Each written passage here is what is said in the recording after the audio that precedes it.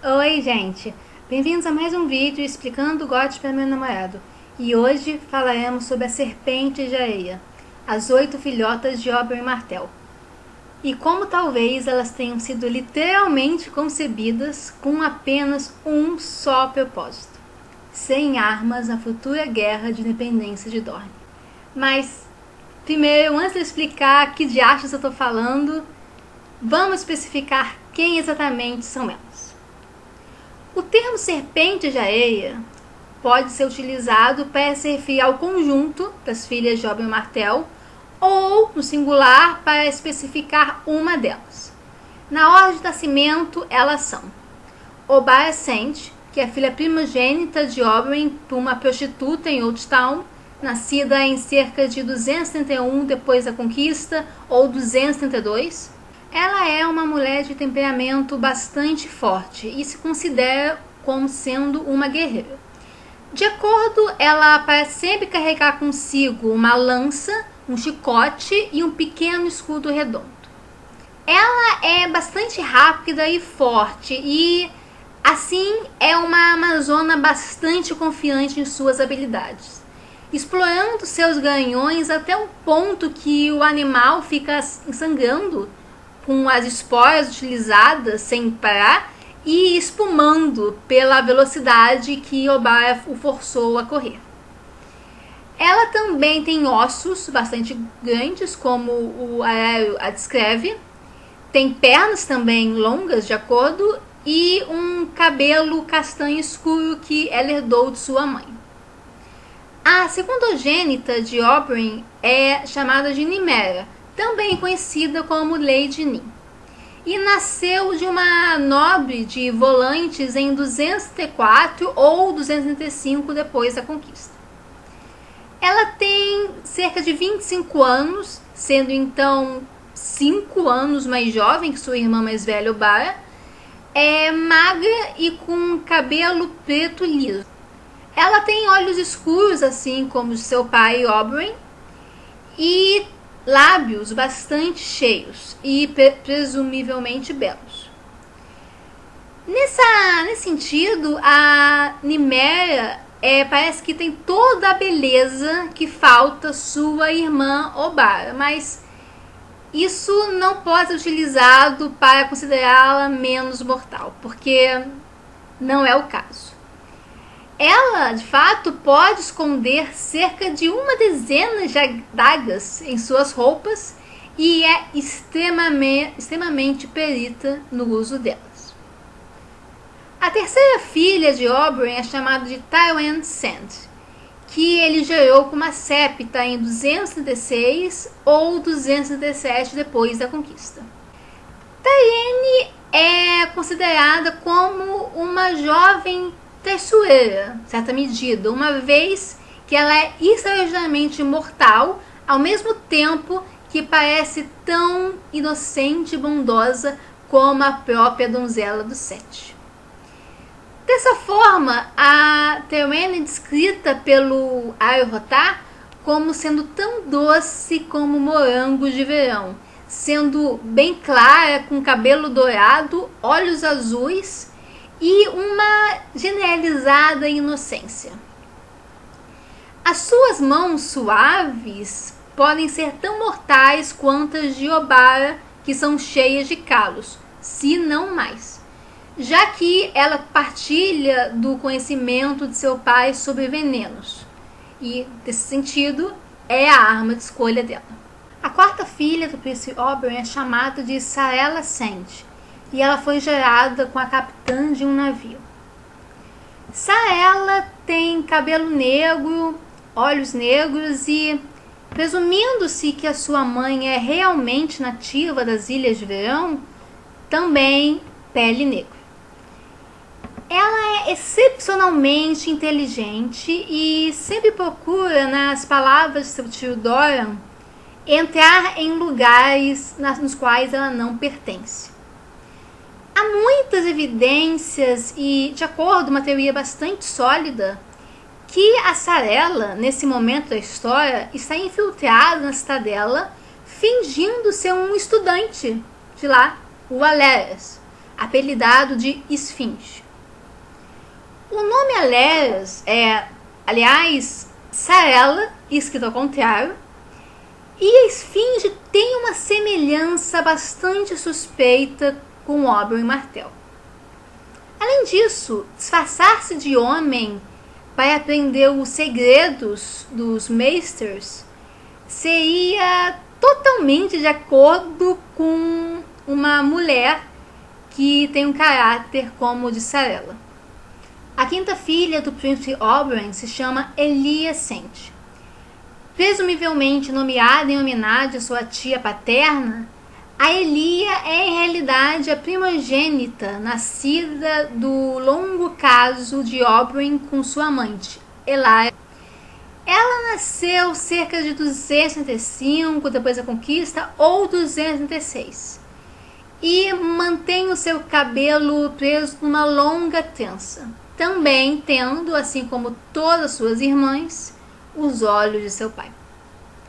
Ela muitas vezes cheira como um cavalo, para o desespero de sua mãe, já que gosta muito de cavalos e de justas.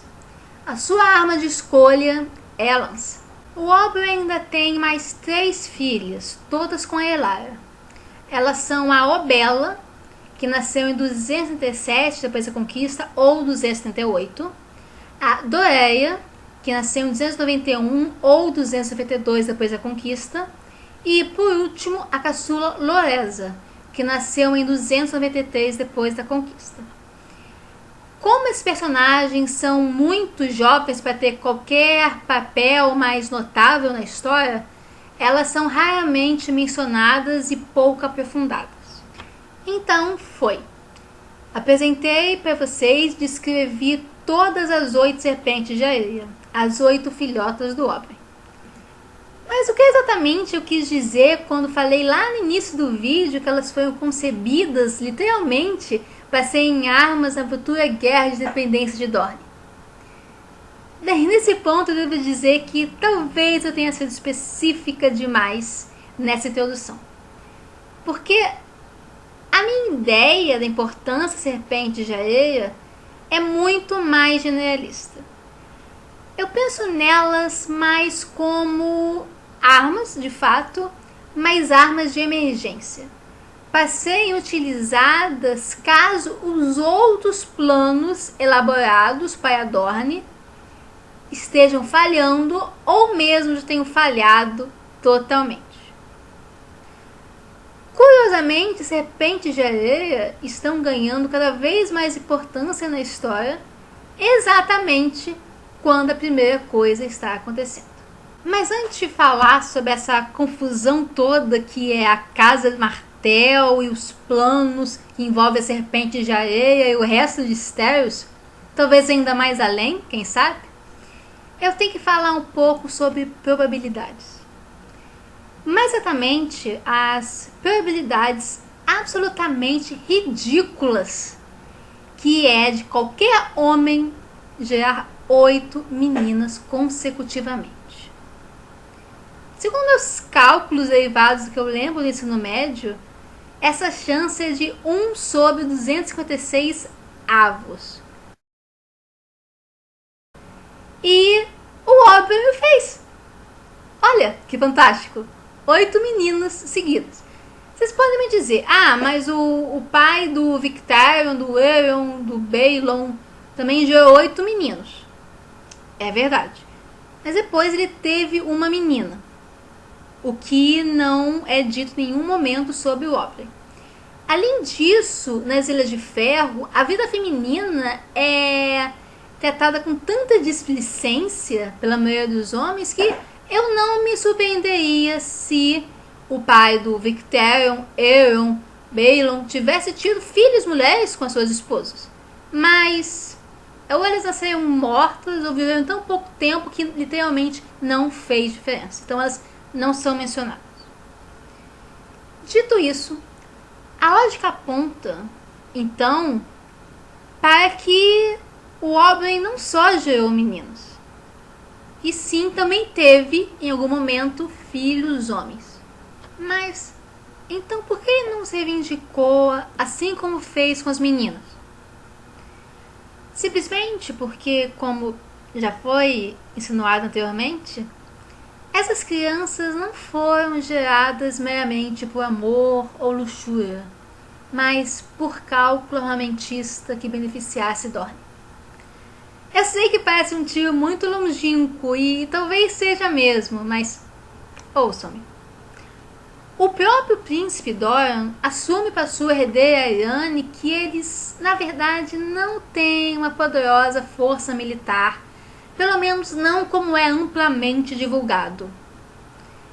Nessas circunstâncias, um terceiro filho astucioso como Oberyn pode ter tido a ideia, talvez mesmo a iniciativa, depois comunicada ao seu irmão Doran e possivelmente a mãe de ambos, se ela ainda fosse princesa reinante nessa época, de gerar e treinar suas próprias agentes especiais dorneses para qualquer caso. Na era Targaryen, qualquer caso significava qualquer problema no casamento do príncipe Rhaegar com a princesa Elia, que é a irmã de Doran e Oberyn. Mas durante a era Baratheon, essa necessidade se modificou para uma justa vingança pela morte brutal de Elia e de suas crianças. E a verdade é que isso pode ter acontecido mesmo, porque a gente está muito longe de conhecer tudo sobre a misteriosa vida de Oberyn Martell e muito menos saber tudo a fundo sobre as suas viagens. Mas, novamente, por que Oberyn e, por consequência, o Doran não reclamou para si os meninos que foram gerados, assim como reclamou para si as meninas? Talvez seja uma pergunta totalmente sem resposta possível, mas como saber quantas viagens ele fez para inspecionar seus filhos e filhas? Provavelmente muitas. E, nesse sentido, será que ele pegou todas as suas meninas? Provavelmente não. Eu arriscaria dizer que, bem cedo nessa trajetória de montagem de armas, tenha sido decidido que, primeiro, apenas as meninas mais selecionáveis seriam pegas por Oberyn, e que, em adição, nenhum menino seria recolhido.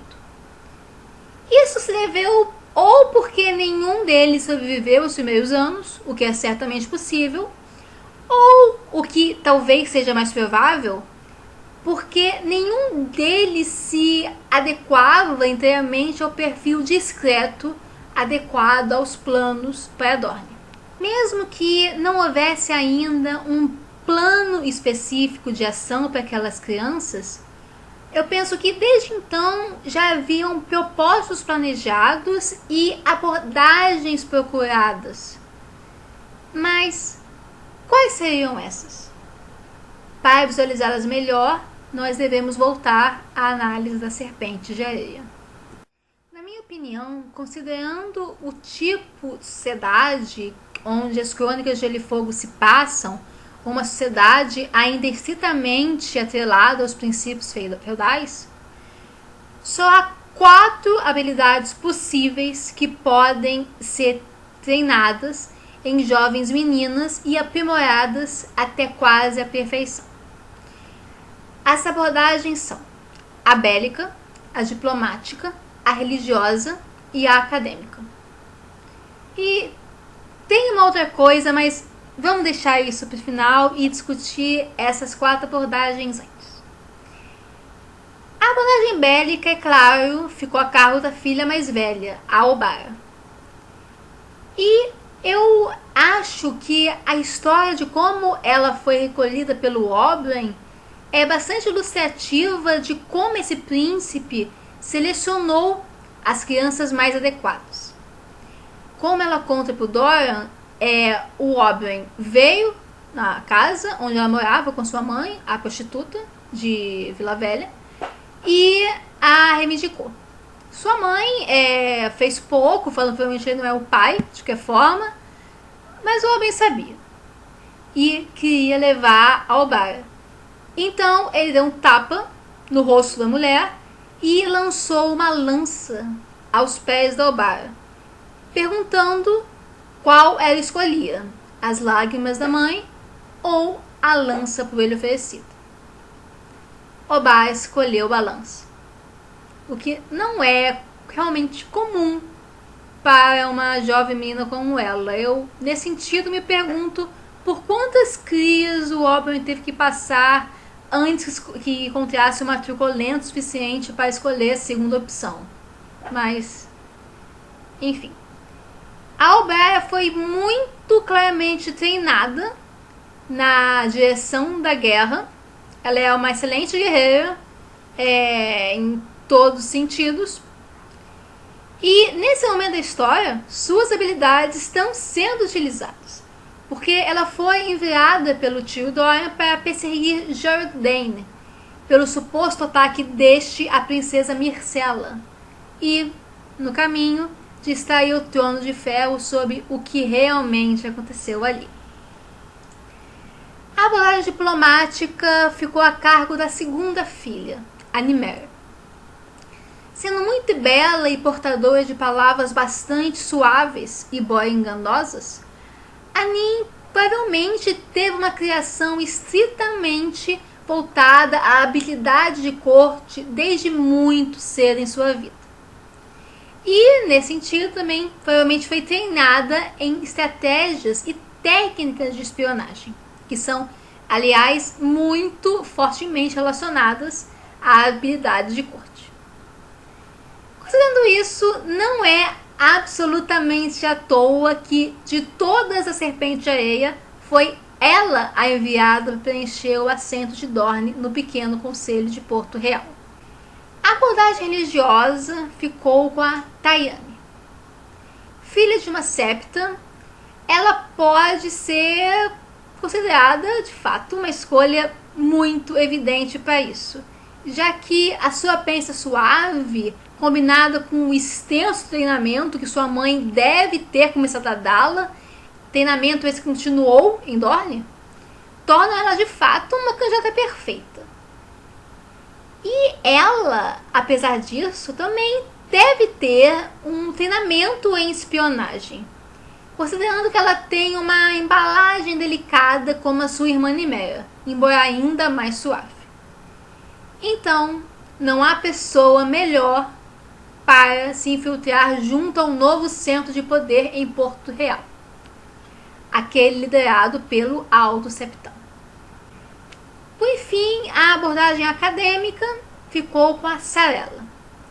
Se a teoria que ela é a Leia disfarçado realmente se confirmar, o que parece provável, ter uma dornesa inteligentíssima em Vila Velha, com acesso quase ilimitado aos conhecimentos ali disponíveis, pode ser, numa emergência realmente emergencial, se é que eu posso usar essa expressão, a arma mais valiosa que Dorne pode ter. Especialmente no caso de um ataque Targaryen a Dorne.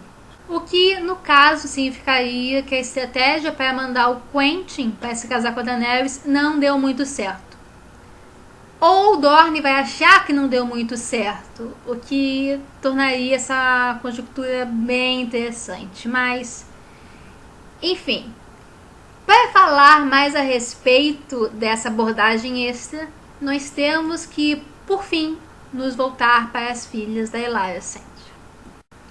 Embora seja, sem dúvida, muito cedo para precisar exatamente em qual sentido poderia estar a participação das 4 serpentes de areia mais jovens nessa conjuntura de abordagens que beneficiariam Dorne numa possível guerra de independência, é interessante perceber que, de todas as mulheres de todas as casas de Dorne que poderiam ter sido amantes do príncipe Oberyn, aquela que conseguiria que ele mantivesse com ela uma ligação duradoura nascera na casa Uller, que tem sua sede em Hellholt, em português, Toca do Inferno, que é exatamente o mesmo castelo onde Rhaenyra Targaryen foi abatido com seu dragão durante a Primeira Guerra Dornesa.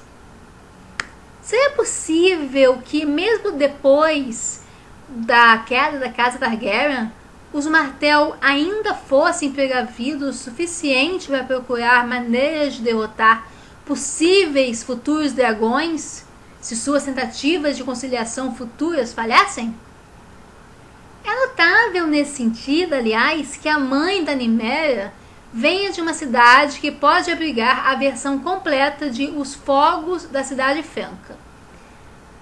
Se é possível que o Oberyn apenas tenha ido a Volantes para ser convidado por um morador, ou, mais provavelmente moradora, de sangue antigo para atravessar as Muralhas Negras e assim ter finalmente acesso ao mais raro trabalho sobre dragões? Não sabemos ao certo. Na verdade, essa teoria toda é um grande improviso, embora seja de fato bastante conveniente para os acontecimentos que se desenrolaram e continuam a se desenrolar na história. Então, gente, é o que tem para hoje. Eu acho que é uma teoria mais complexa que foi meio que rascunhada demais. Mas eu queria fazer logo um vídeo para vocês, eu acho que já me atrasei. Então, qualquer coisa, a gente pode conversar mais sobre isso. Eu avanço essa teoria até com os comentários de vocês, sugestões e tal. E depois eu apresento uma versão melhor. O que vocês acham? Ia ser legal. Bem, e eu queria falar sobre as doações para a Câmara. Eu fiquei um pouco triste porque só uma pessoa fez a contribuição para a câmera nova e eu queria muito fazer isso, fazer realmente vídeos melhores para vocês, né? Porque essa webcam já tá dando, na verdade, meu computador em geral já está dando, ele tá dando uns apitos esquisitos. Outro dia ele deu problema da bateria, então eu tô ficando meio nervosa. É melhor ter outra coisa por garantia. Eu acho que então sentindo uma câmera seria bem legal, porque eu podia fazer uma coisa mais dinâmica, assim, propor ideias diferentes que eu não posso fazer com a câmera do webcam. Então eu aceito qualquer doação, mesmo se você doar o equivalente a $1, eu não sei a cotação de hoje, mas enfim, $1, que é mais ou menos R$3, acho.